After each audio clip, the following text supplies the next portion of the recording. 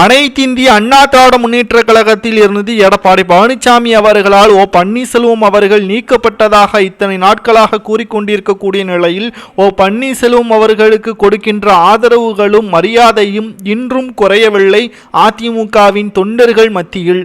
இந்த நிலையில்தான் திடீரென்று தமிழக பாஜக தலைவர் அண்ணாமலை அவர்கள் பன்னீர்செல்வம் அவர்களை சந்திப்பதற்கான ஏற்பாடுகளை செய்துள்ளார். இன்று மாலை 4:30 மணி அளவில் OPS அவர்களின் வீட்டில் இன்று சந்திப்பதற்கான முழு ஏற்பாடுகளையும் செய்துள்ளார்.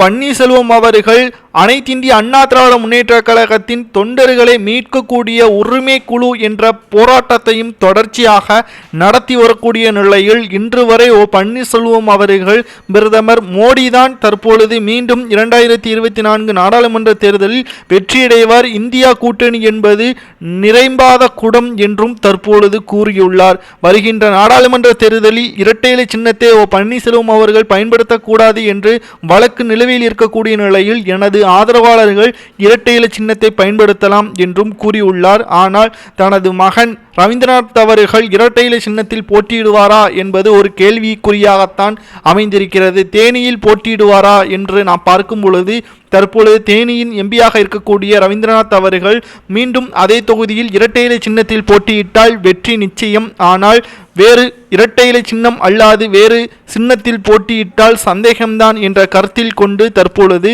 ராமநாதபுரத்தில் பன்னீர்செல்வம் அவர்களின் மகன் ரவீந்திரநாத் அவர்களை போட்டியிடுவதற்கான முயற்சியும் செய்து வருகிறார்.